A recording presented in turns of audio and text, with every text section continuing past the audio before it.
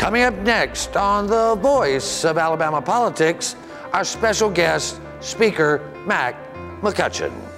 Also, the V-Team takes a look at gun violence, and the deceitful duo does a little dance.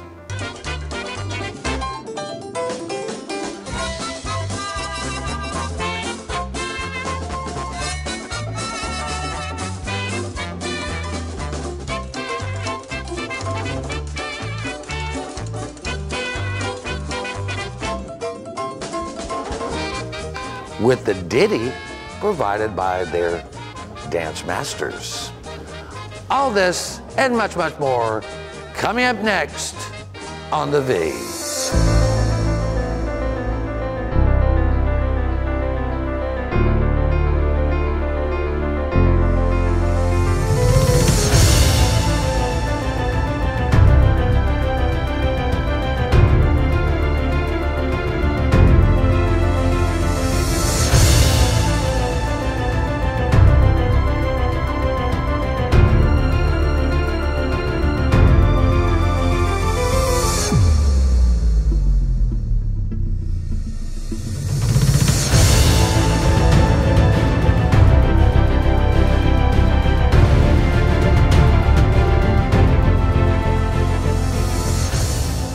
Welcome to The Voice of Alabama Politics, where we tackle the tough issues so you have the hard facts.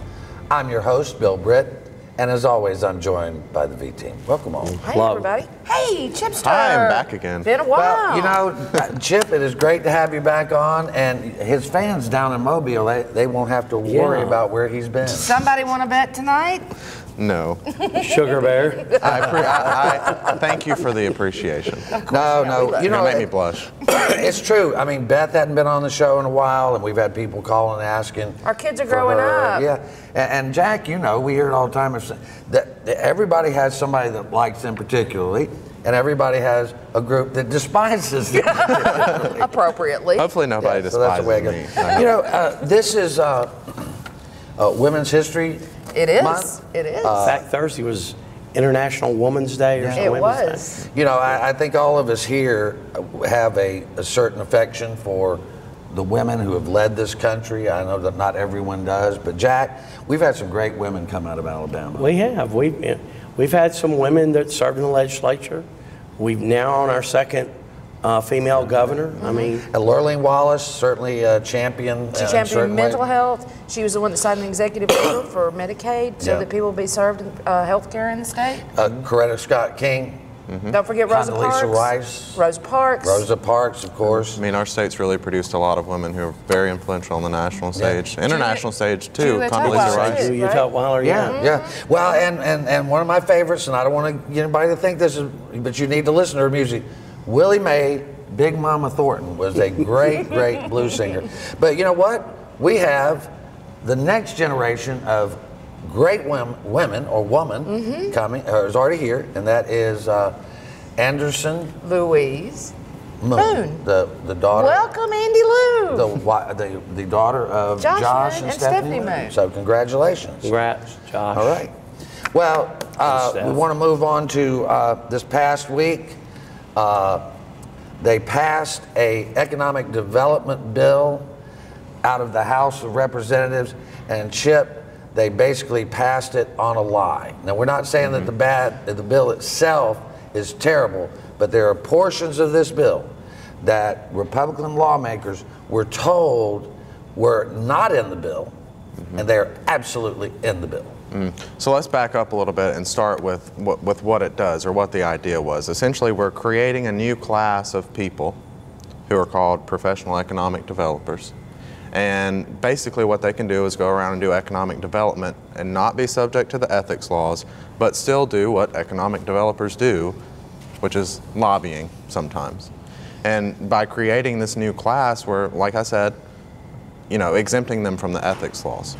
While that's not a big deal, they were telling people that all we are exempting are full-time professional economic developers. But that's what they told lawmakers. Yeah. But if you, like you said, if you look in the bill, there's another portion right under there that says or people who work less than full-time but get approval from the ethics commissioner, the ethics. And it is the less than, Jack. You know, as you brought up, President Pro Tem Del Marsh brought forward a bill that, you know, you and It was a really good bill, Senate Bill 343, Yeah.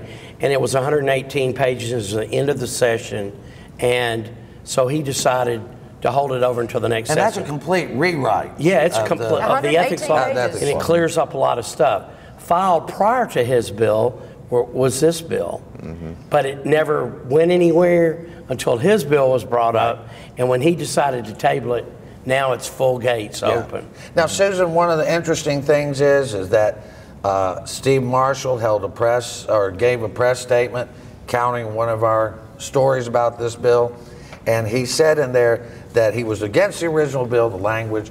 He met with Greg Canfield and had it changed, and then he set himself up, didn't he? He did, and one of my favorite parts is, yeah, they changed it from part-time, which, having done payroll most of my professional career, I understand that that's 20 to 30 hours. To make it less than full-time, that can be 5 minutes. And so when he is in this press conference, even though they said that this language came out of the AG's office, by the fact that, indicating that it came from Mount Hart, by the fact that he and Canfield got together and changed the whole narrative of how they actually came to be. And I think, Jack, this is the big deal right here. That he said that they used the language from what was the Marsh bill. So we went back and looked at that language. Jonathan, if you'd put it up on the screen here, you'll notice here it only says full-time economic development professional. Now, Which would be like a guy from Hyundai whose full job is industrial site location coming to Alabama. Now, you read the whole thing and it makes perfect sense. Then you look at the bill itself and it adds to full-time this less than full-time.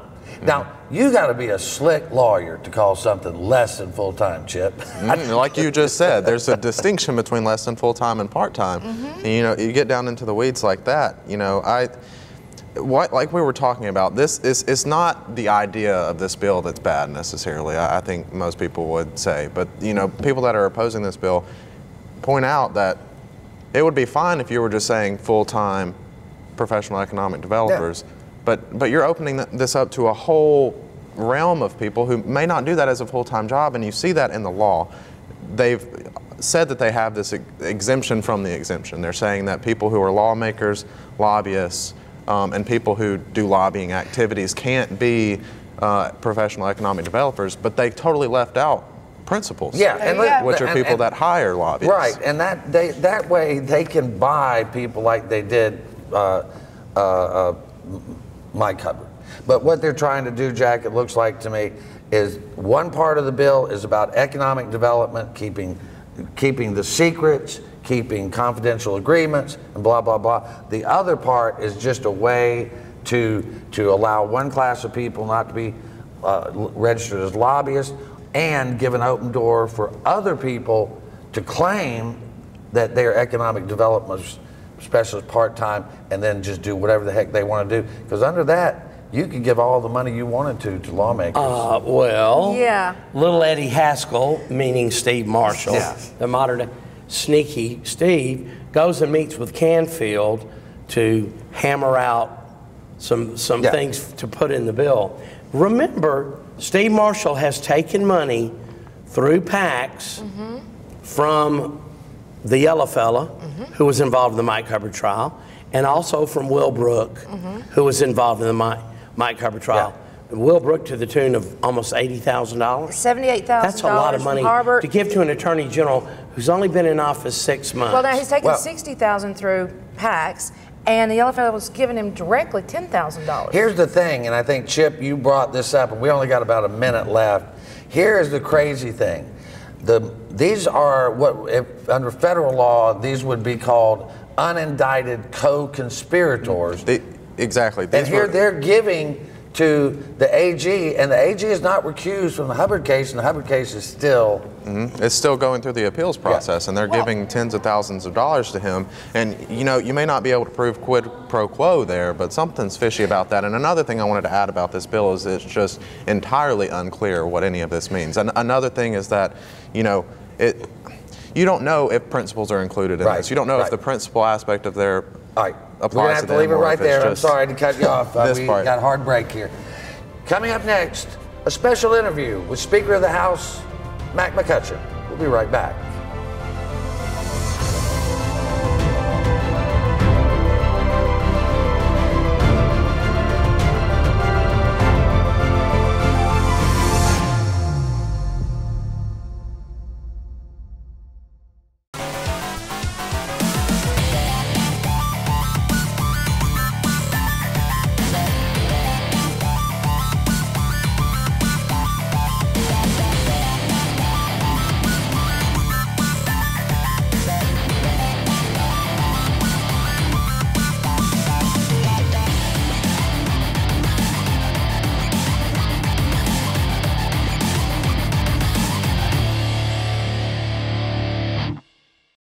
Improving our education system here in Alabama has always been a challenge, but it's one worth tackling. Providing our students the opportunity and resources they need to become future leaders is one of the most important tasks ahead in Montgomery in the coming years. That's why I was proud to work with my colleagues in the governor's office to pass an ambitious but responsible state budget that helps our kids put their best foot forward. And we invested an extra $13 million in the Alabama Pre-K program, the best in the country. I'm State Senator Tom Watley. We've got a lot of work ahead of us right here at home, and that's why I'm running for re-election.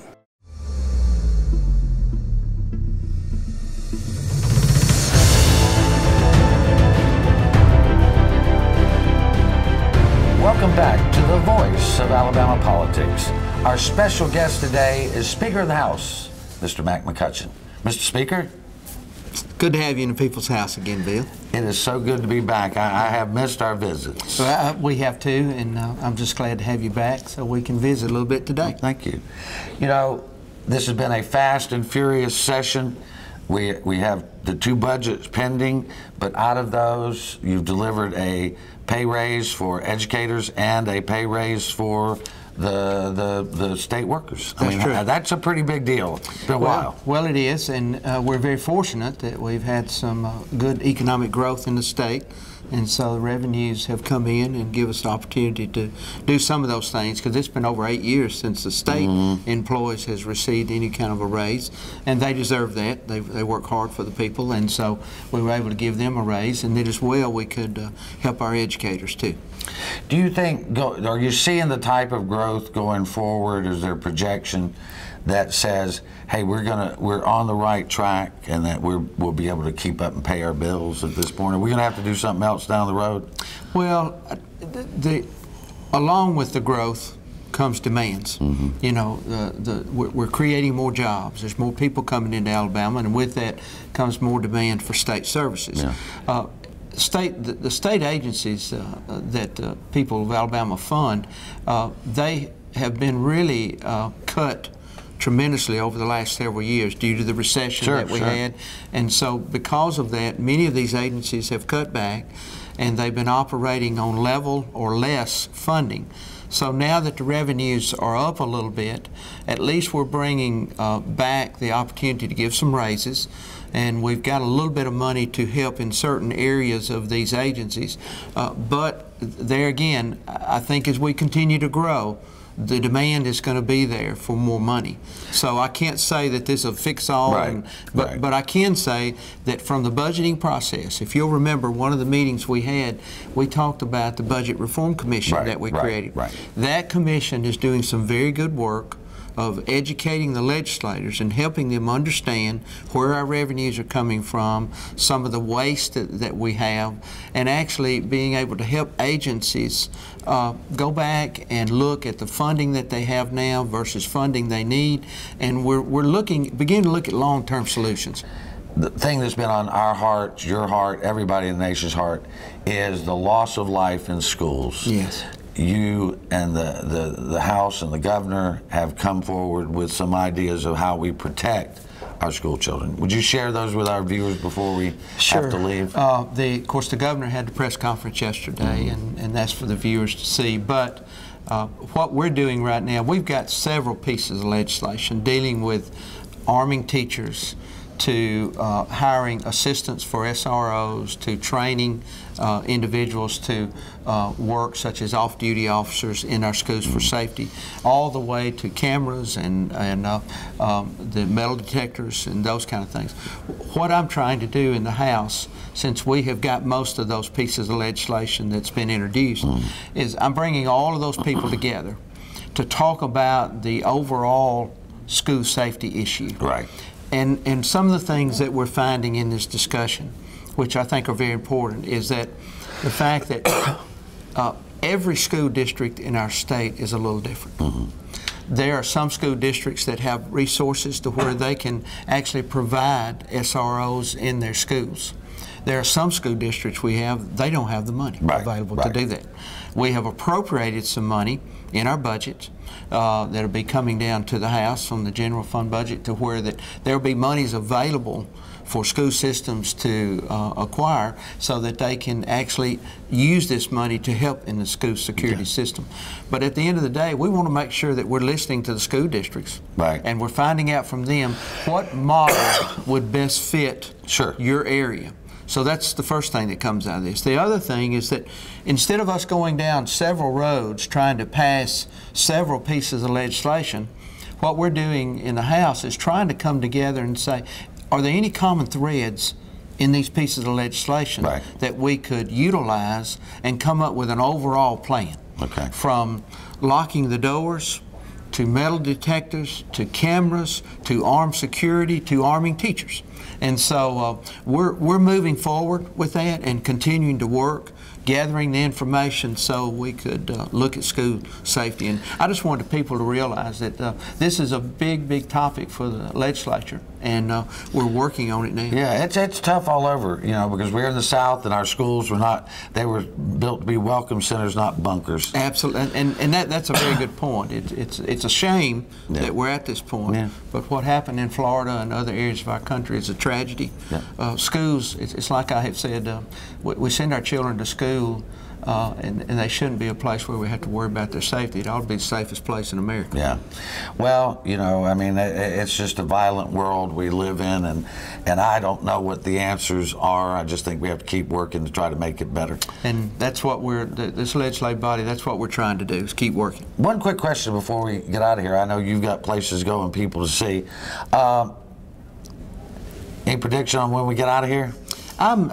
I'm thinking that we could possibly get out here the end of this month. Oh, really? Okay. Yeah.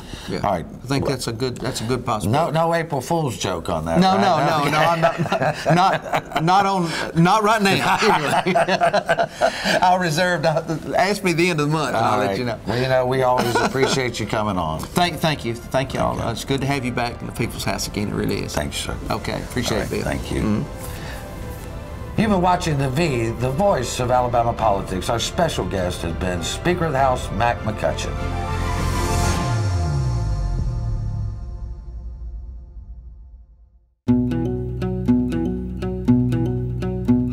The Energy Institute of Alabama promotes reliable, affordable, and clean energy to help grow our economy, create high-paying jobs, and build public support for Alabama's energy industry. Access to clean, affordable energy continues to be an issue of vital importance in the halls of government and around the kitchen tables across our nation. The Energy Institute of Alabama is the best source of energy industry information and how it affects households across the state, from convenient energy production to alternative fuels to solar power and beyond.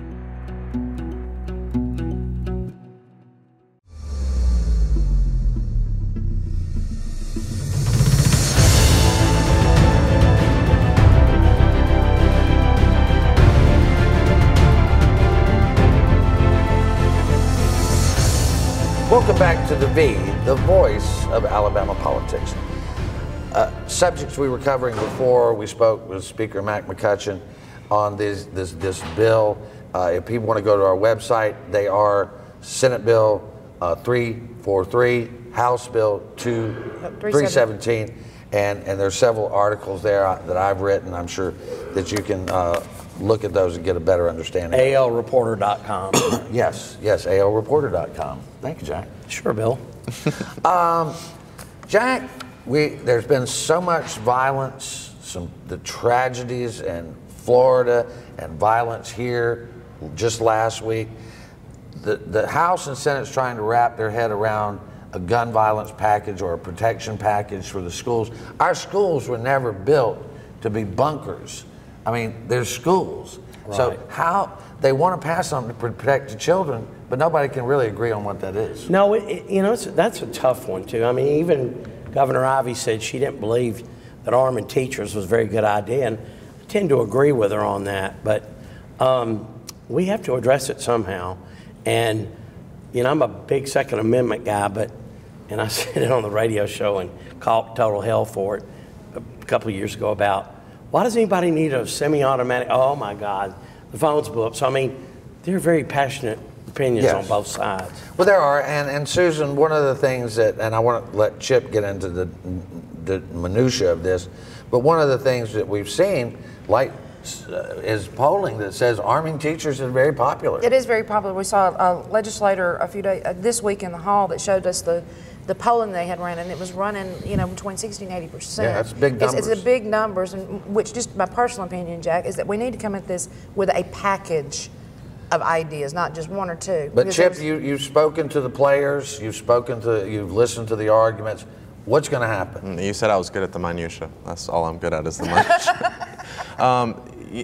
Right now, there's two different sides of this in the legislature. In the House, they're a little bit more optimistic. That's where most of these bills have been filed anyway. But in the Senate, President Pro Tem Marsh is a lot more, I guess, less cautiously optimistic about the calendar realities of these bills getting out of the legislature.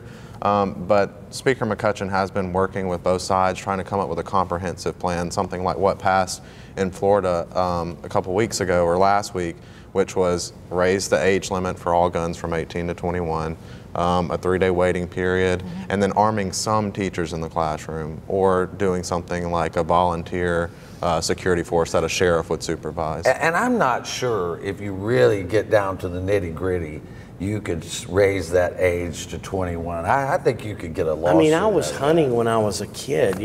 We have property, and we used to bird hunt before I had a shotgun. Good thing they didn't have an AR-15 back then. You know, blew a lot of birds away. And this 3-day waiting period is a joke. I mean, a person like this kid that did the shooting in Florida, 3 days isn't going to matter one way or the other. Let's remember one thing too. This last week, there was a school. I can't remember exactly where it was stabbing. They stabbed like 21 students. So they're going to find a weapon. Well, and it is. Yeah, but one, I don't even think anybody died in that. But the thing about the raising the age limit, I have heard the thing about the lawsuit.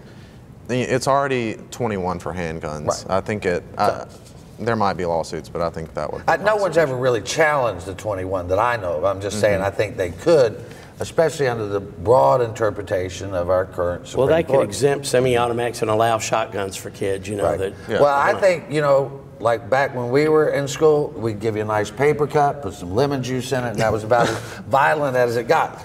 I do want to move on, though. The Republicans in the Senate this week voted overwhelmingly to support a bill that was championed by the Southern Poverty Law Center.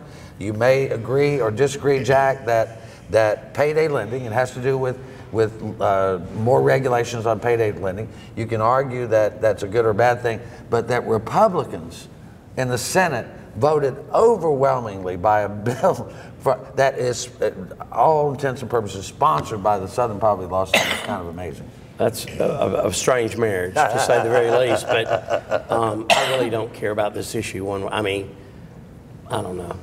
I like the free market. Set up your payday place. If you're not any good, you'll fail. Well, and we've actually, Susan, this is for poorer people in Alabama who cannot get loans anywhere else. We have put a lot of regulations on them. I think Tom Watley made a great case when he was talking in the Senate, even though he was whistling past the graveyard, but Whatley did a good job, but it still passed. It still passed, and and people need to understand we're not talking about tens of thousands of dollars in loans here. We're talking about $250 here, $500 there to repair a tire so that someone can get to work, to pay for a sick child's copay. So, and we've done a lot of regulations over the last year. We've started a database. We've limited, how many loans they can have and how much those loans are. I think we're just keep straining at gnats here. Chip, I think you would take a different position. You're not in favor of payday lending, but I don't want to get too much into my opinion, but I think opponents would say that payday lending can sometimes be predatory, because if you look at the interest rates for these things, right now they're like 456%. Even other small loans, those that are covered by the Alabama Small Loans Act, I think is the name of it, they're capped at 36% or 3%. And I don't mean to sound callous when I said I don't care about. Well, I don't want it to sound like I don't care about people that have to go to a payday. This whole issue is well, it's tough. There's definitely the other side that Senator Whatley articulated, and that even Senator Whatley articulated, and Speaker Mack McCutcheon said, these places are a place of last resort. People go to these places when they need money because they can't get it out of bank. They can't get it from a credit card. What happens when you get rid of these? One of the things that is really disturbing, Jack, I think, is that the daycare bill that would require that everyone in the state, whether you're a church or a for-profit, you would have to follow the same safety regulations and background checks. But the churches have fought this, especially Dr. Joe Godfrey and his group, and it's not going anywhere. It's a no-brainer. Why should a daycare center set up by a church not have to follow the same regulations that a private daycare center or is even owned by a company? I mean, it's ridiculous. Susan, we got about 1 minute. Oh, did you? Yeah, go ahead. Remember when they didn't pass it last year, there was a 5-year-old boy that died in the back of a van because they didn't background check the woman who was driving the van who had a record for child neglect. Whether it's, Chip, I don't know. This is a tough one because people want to protect their churches from government intrusion. I would like to sometimes protect government from the church's intrusion. And I'm a believer. I think that's a good point. And this bill has already been watered down a lot from what it originally was last year, even from what it started this session. And if Senator Shelnut meets with Dial over the weekend, and they come back Tuesday with a bill and it has an amendment from Senator Shelnut, it's going to be even weaker than it already is. Well, I think that, we always talk about how precious the children are, and if you've got a church daycare where you've got tainted milk because you don't follow the regulations, I don't think you deserve to be exempt. But anyway, that's just my personal opinion. I believe in full separation of church and state, but what it actually means. Before we go, we have some other great news beyond our new baby, Andy Lou. It was 4 years ago that Jonathan Barbie proposed to his bride, Joanne, and they've been married 4 years. They celebrated their anniversary this past week, and we want to wish them many, many other great years. On a sad note, Congressman John Buchanan passed away this week at 89 years old. You've been watching The V, the voice of Alabama politics. You watch us because we watch them.